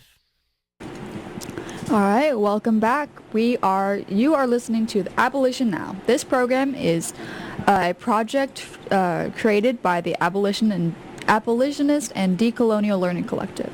Today we're talking about the culture industry specifically, right? And we're making this connection between the way that there's this dominating and manipulative and pulling upon base emotions to get people to have this herd mentality. There's a lot of parallels between the way that works in the culture industry and the way that this works in fascism. And this is actually a comparison that Adorno and Horkheimer make in their book, The Dialectic of Enlightenment, where the concept of the culture industry comes from. They literally fled Nazi Germany, came here as refugees, and said, hey, your guys' media is kind of fashy. So I think that should tell us something, right, about the problem that we have. And that was, 50 to 75 years ago at this point, right? So we've been doing all this kind of critiquing and complaining, and it doesn't suck. This sucks so bad, right? But we always like to end the show with something generative, so that we're not just criticizing things, we're growing solutions and at least envisioning what we would want to have as an alternative, because otherwise people are going to think we're just complainers, we're just whiners, right? So another theorist that I wanted to bring in for this show is Bernard Stiegler, who has a book called Of Symbolic Misery, and kind of pulls together some concepts from Gramsci and from Adorno and Horkheimer and kind of makes this really nice synthesis of the two, because we've kind of been positioning them as like different ways of approaching the problem of culture from a Marxist perspective, but they don't necessarily have to be in contrast, right? So we can take the culture industry, which is the Adorno and Horkheimer concept, and we can say that's what's hegemonic. Gramsci's concept of hegemony, where there's like intellectuals, right? Once you actually are the hegemonic power, you're going to wage ideological warfare for supremacy, right? To make sure that no other historic bloc can challenge your current hegemony. So with that, everything fits together. That it's very impossible to survive in a media and art and aesthetic ecosystem that is actively trying to wage this ideological warfare against anyone that might challenge their hegemony. And so I think that we see this in the way that we defund arts programs, right? We make it increasingly difficult for anyone but privileged people to have the time to experiment and to imagine and to try new things as an artist. Because if you're just a normal working class to lower middle class person, you don't have time to spend on your art to try things out, because you need to make money or you need to get off to college so you can fucking afford healthcare when you turn 26, right? Like there's this economic pressure that just makes it impossible for people, not necessarily to be an artist, but to be free from this profit incentive that's driving everyone to be interpolated into this culture industry. So on one hand, like we totally see how art and aesthetics are co-opted to sell us shit, to prey on our insecurities, right? And to render us passive and placated so that we can't actually marshal the social powers that would be needed to change things. On the other hand, like it can serve as a tool for our liberation. It can be a way of envisioning what we want for the future. And it can provide us hope that that's possible. It can bring people together through a shared experience. Because right now, the way we have it is we all go into the movie theater and we're sold one experience that we're all supposed to aspire to. But if we can organize collectively around a shared imaginary that is ours, that is wresting that power to dictate what we want to be, away from the people trying to sell us stuff and into our own like creative potential. And that's something that really jives with the message of abolition, that like the community members themselves would be the ones that would get to dictate what they want their future to look like, what we want our future to look like. Because right now we have other people telling us what we should want. And a lot of us just use the path of least resistance because going against the grain is just so painful and difficult, and we're like intersectionally oppressed, and maybe it's not even possible, right? So, yeah, I see Edwin's typing away. Do you want to say something about electoral politics? Yeah, I mean, like, in a lot of ways, it's like electoral politics. Like, on one hand, it's a very useful tool to rally upon and to actually have material change, to change people's minds and do something. But on the other hand, it's very co-optable, right? And there's so much movement against it that it seems almost impossible. But, like, it's a reality that we can't afford not to do it, right? So at the end of the day, it's more of like we have to, but how do we go about it? And it's kind of in a way that we can't be allowed to be co-opted, right? Like, it's why we don't use reformist terminology. It's why we say abolition, not reform. Even though we would agree to reform, we fundamentally stick with abolition. We fundamentally say we're communist because we refuse to be co-opted with an ideology that's more willing to continue oppression and status quo. And that's such a weird parallel for, like, in the beginning of this conversation, you would assume that these things had nothing in similar other than, advertisements. But the reality is that they're fundamentally the same thing in an ideological war, as I think you'll get into a bit. Mm-hmm. Yeah, so Stiegler calls this the aesthetic war, right? So in other words, the market has become the dominant force in shaping aesthetics. Like, what aesthetics are valuable, what's beautiful, what's desirable is shaped by this need for it to generate desire that then generates money that will buy things and will keep the whole thing going, right? So, it uses that power to promote consumerism and furthermore to reinforce the existing social and economic structures. And so this has led to a situation where people are cut off from the experience of art as aesthetic investigation.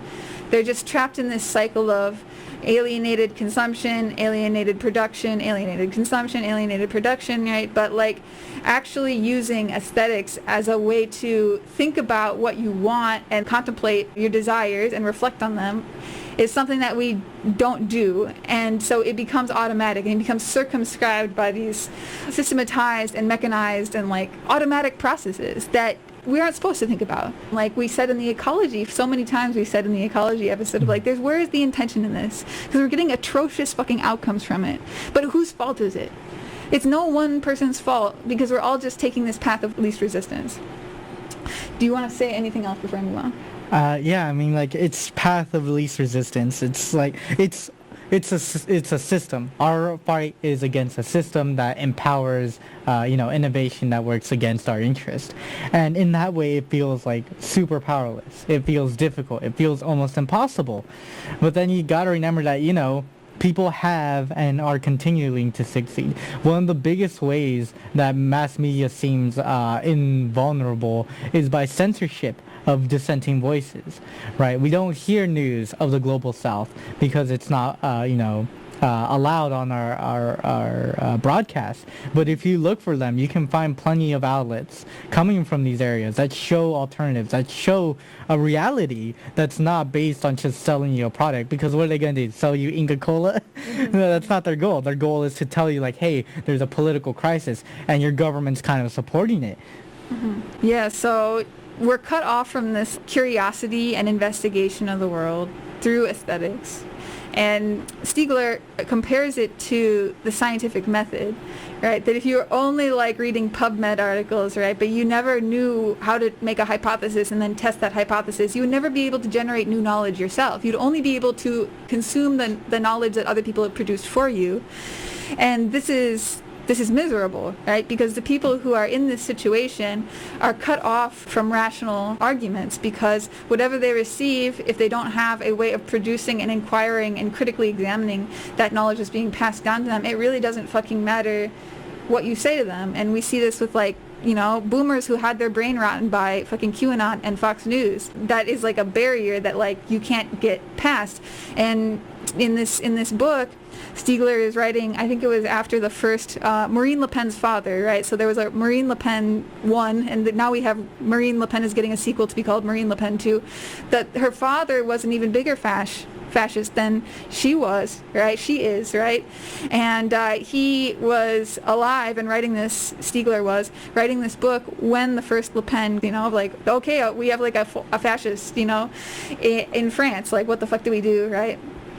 And he was saying the people who are supporting this fascist are in this place where they're cut off from rational arguments. Those aren't effective at persuading them anymore, right? Because their entire aesthetic existence is based around manufacturing desires and needs, right? It can't be countered with rationality alone. It has to be some sort of new tools in our toolbox, right? New ways of thinking and acting to provide some new space of communal sensibility.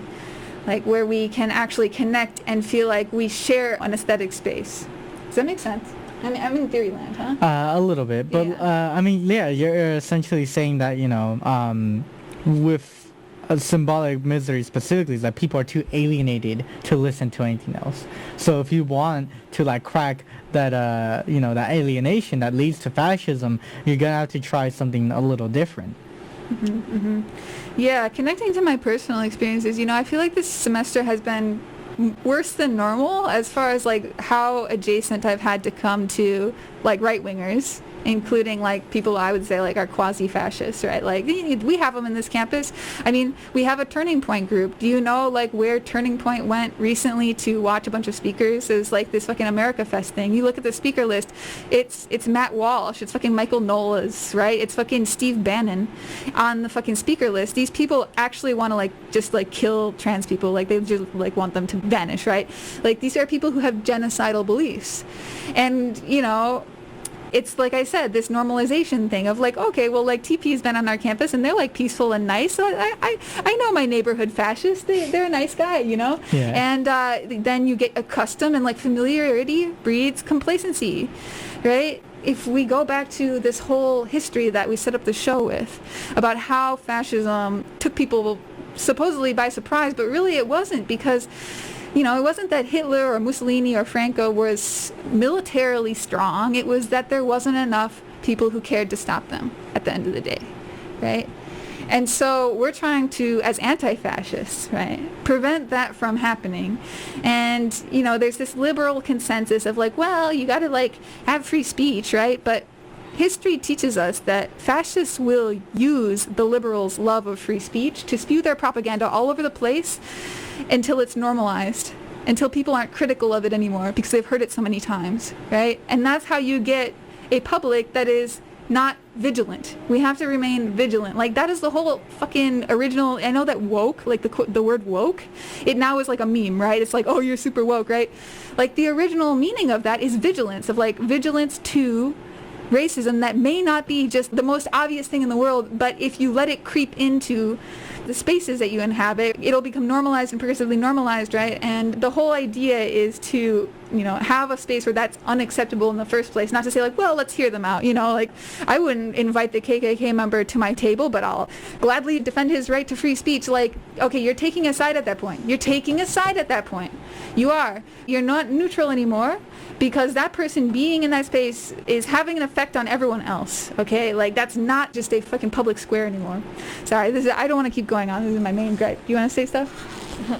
I mean, I just want to, like, go off of kind of what you said, that a lot of the times people use free speech as a way to, like, you know, be like, oh, well, he's allowed that. It's like, yeah, the government can't stop him. We don't have to accept it. We can be like, hey, you're an asshole. Exactly. Get out of my face. Doesn't mean, oh, well, free speech, whatever. I just hate the way that has become kind of co-opted as like, oh, well, there's no consequences to act to what someone says because the government said is okay. So it's like, that's not what the First Amendment means. It means the government can't limit what you say. Yeah. Yeah, any thoughts? Yeah, either intentionally or unintentionally, the liberal has allowed, you know, right-wing and even fascist rhetoric into our communities. And what they don't understand is that means they can control the dialectics of our society, right? Like when it comes to trans issues, it's not about them not being murdered. It's about fucking bathrooms. And it's like, how did you let them put it on that hill? Like, what? Like, you're allowing them to make up these what-if situations that you cannot push them on because free speech, whatever that means. I believe it to be firmly overrated, especially if it means that people can just be openly racist, anti-Semitic, and any form of bigotry because, like, oh, it's within your rights. And I guess it's just within my rights to fucking shoot someone then at that point, because at what point do these rights matter if they're harming people, right? Like, I don't understand, like, this hyper-individualism when we should be thinking of, like, the collective good. Yeah, I feel like that is very much to the reason of, like, our country is very individualistic compared to some other countries that are more, like, what is it called? Collectivists. Collectivists, yes. More collectivists. We have this idea that it's all about me, it's all about my freedoms, I can do whatever I want, because that's what people fought for America for. But it's like, well, you have to care about each other. How about we have compassion for each other and be nice to each other? Like, it's just very much a very individualistic mindset. I think as far as the people that listen to these things, like, we know that the media and people that are spewing hate are likely doing it for their motives, for attention, for money, for power, whatever. But the actual people listening to this likely have this kind of mindset because of this hyper-individualistic way of viewing the world, of like, I can't trust anyone, it's just me, I have to do everything for myself, and I don't care about anyone else. And it's just so like alienating, and it's just like, why don't we care about each other? How about we like think about what we say and have accountability and like care about how what we say affects people? Like, sure, technically you're allowed to say stuff, but why not be nice? Like, that's it. Yeah, really good points. Anything else, Edwin? Yeah, it's just fucking stupid that liberals will constantly defend this. And yeah, it's out of their own profit thinking, because like, outrage breeds profits, right? Like this controversy forces people to take sides, and then they'll buy flags of each side. But what they don't understand is that the fascists at the end game will not just buy a flag, they will buy a gun, and they will use it against both of us, because they're too stupid to tell the difference between us. And you put us in this situation. So it's like, really a hatred towards liberals for like allowing this to happen. But like, yeah, of course the fascist is our enemy, but at this point the liberal positions themselves against us as well. So going back to this comparison that Adorno and Horkheimer make in the book about how our culture industry seems to have some parallels between Nazi Germany. It's just wild to me that this was the comparison, but when you look into it, it makes sense, right? Because both systems are characterized by this production and consumption of mass culture, which is disseminated by this executive institution and consumed by a passive, homogenized audience that is faceless and is this kind of mob. Like, think about like the January 6th, right? The history of lynching and everything like that, right? So this is why they were problematizing this, Adorno and Horkheimer, right? Because at the end of the day, this system of mass culture production and consumption, right, is driven by the same domination that characterized monopoly capitalism in the nation state, right? This logic that seeks to integrate individuals into a holistic system where they become passive consumers of prepackaged cultural products. In doing so, the culture industry undermines the power of the individual and entrenches existing power structures. Going back to that again, right, because it's so important. This is the same thing that leads to the biggest atrocities in human history, right, is because people are completely divested of control, right, and we've resigned all of our aesthetic space, the control of that, over to this authority. So it's not to say like draw a false equivalency of like, yeah, you're like Avengers movies or like Nazi shit. No, like the whole thing is about the logic, about the dynamics, right, and the flows of like what is going where and who's getting passed on and who's taking orders from whom, right? Like if you look at the structures, it has so many parallels to the way that we view ecology as well, that this is hurting us personally, irregardless of the consequences that it has on other people. We as participants in this system are losing part of our humanity. We're losing part of our individuation and our spontaneity and our ability for freedom and our autonomy. We're just letting it go because we're content to consume whatever consumerist hedonistic pleasures that we get out of it. I have one more point to make, but did you want to No, you can jump in? continue. Okay. So the last thing that I'll say, right, is like we're in the generative segment now. We have about 10 minutes left of the show. So if, our media culture is a little bit fascist, what do we do as anti-fascists, right?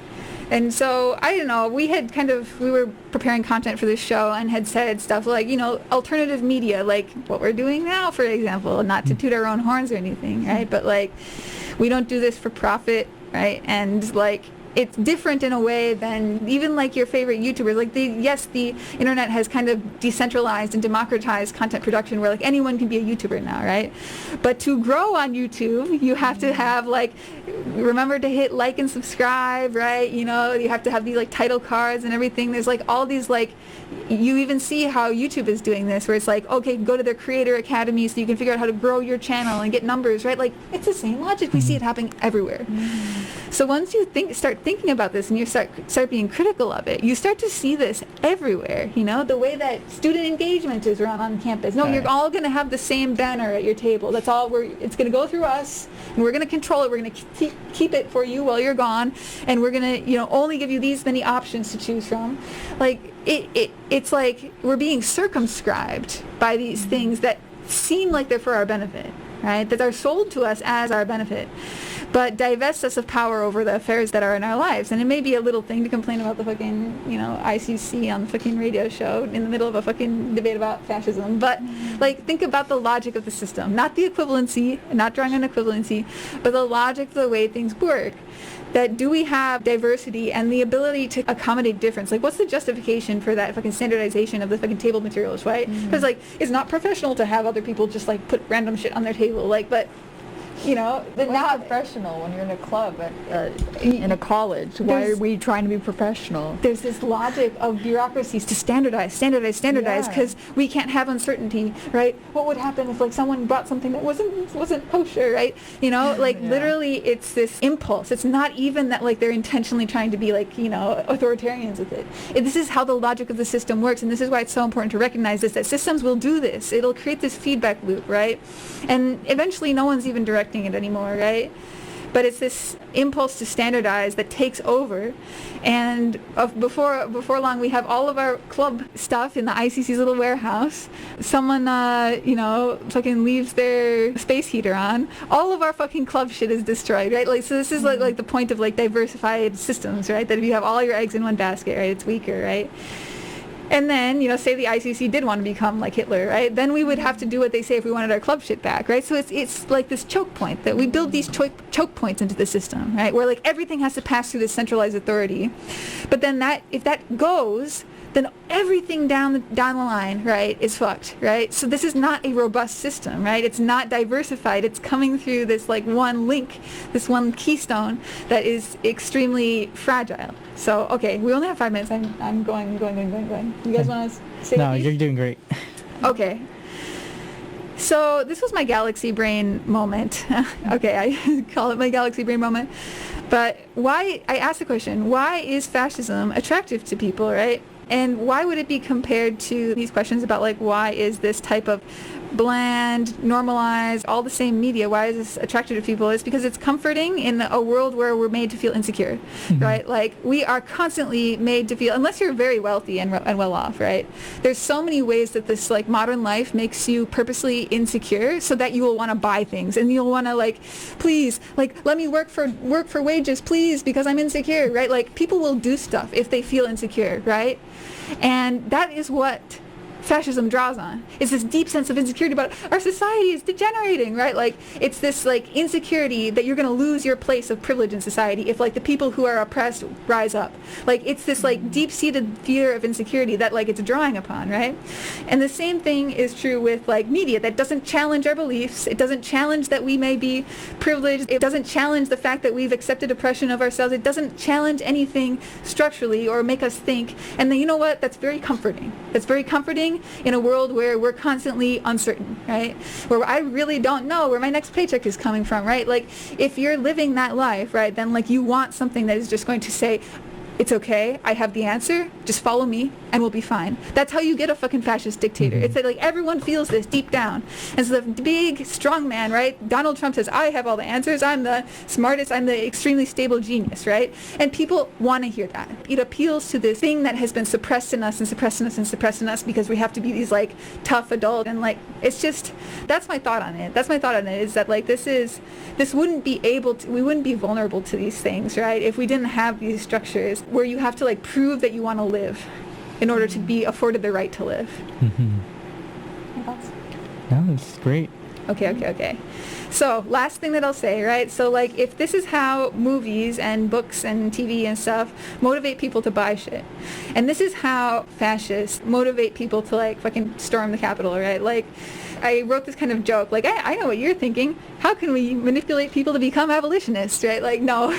Obviously, when we're saying, like, what is generative here, we're talking about a completely different system for motivating behavior, right? We're talking about, like, people who have what they need and then still want to be around us, right? Like, imagine if, like, no one was around you unless they really wanted to be around you. Like, think about how many fucking spaces you're in that you're only there because you're getting a paycheck, because you're getting college credit, right? Because it's like so many spaces that I would just rather not be in, right? But we are trying to build spaces on this campus where people really want to be there, and to do that we need to have everyone taken care of. We can't be pulling off of vulnerability. We can't be manipulating the fact that people feel deeply insecure. We have to make each other feel secure so that we can be our realized and actualized life, and we're not responding to this pull of insecurity. We have like 2 minutes left. Do you guys want to say anything else before I mean, yeah, it's the entire thing of like how to counter this. Well, it's pretty simple. Build your community up. Like, you don't need to buy the newest car to be socially accepted. You don't need to buy whatever latest thing to fit in. Like, no, just be in your community, and whatever you need, hopefully they can provide. And only then do you buy something that you actually need. Yeah, I absolutely agree. I feel like it's very important to learn how to rely on each other, and try not to rely on, buying things and, even relying on the state for a lot of the things you want. Something I've been saying more recently is that we should rely on each other for things like, for example, if you're like, oh, I'm kind of sick of my clothes and I kind of want to change it up, then you ask your friend, hey, do you want to swap? And then you have something new instead of going out and buying things, and it feeds into consumerism and everything. But I think it's really important to just find that space where you can really feel like you can be yourself and you feel accepted, and you know that the people around you want to be there. Like, be in a club of people where you know that they're there not just because they have to be, but because they genuinely want to be. And that's where you can start developing that kind of society that hopefully at some point that can become our reality in all of our life. Yeah, I want to finish with a quote. This one comes from Pablo Picasso, the famous abstract painter and sculptor, right? I have never considered painting as an art of simple amusement, of recreation.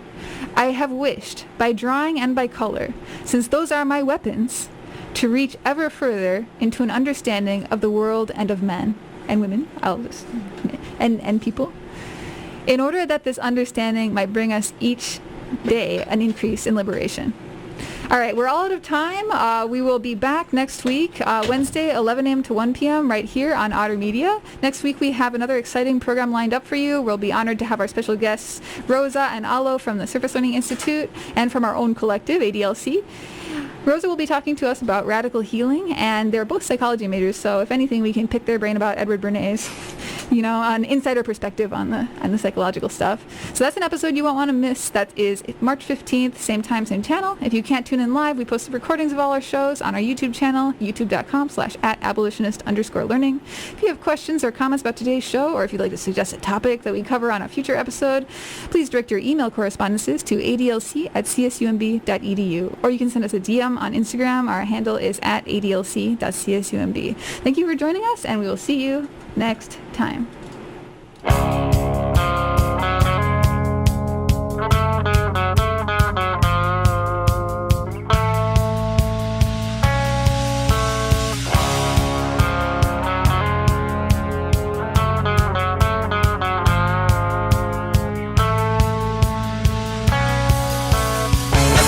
Everybody living now. Everybody fucks. Everybody living now. Everybody sucks. Everybody living now. Everybody cries. Everybody living now. Everybody dies. It's a non-stop disco, bet she's the disco, bet you didn't know. Non-stop disco, bet she's the disco, bet you didn't know. Non-stop disco, bet you didn't know, bet you didn't know. Non-stop disco, bet you didn't know, bet you didn't know, bet you didn't know. Everybody living now. Everybody fucks. Everybody living now. Everybody sucks. Everybody living now. Everybody dies. Everybody living now. Everybody cries. It's a non-stop disco, bet she's the disco, bet you didn't know. Non-stop disco, bet she's the disco, bet you didn't know.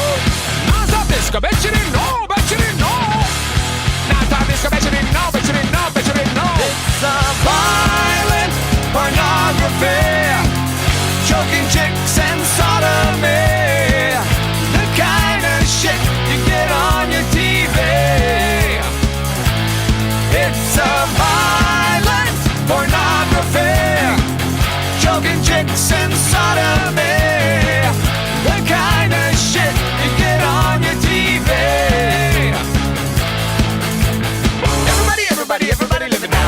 Everybody sucks. Everybody living now. Everybody fucks. Everybody living now. Everybody dies. Everybody living now. Everybody cries. Non-stop disco matches, the best convention in the non-stop disco matches, the best convention in the non-stop disco matches in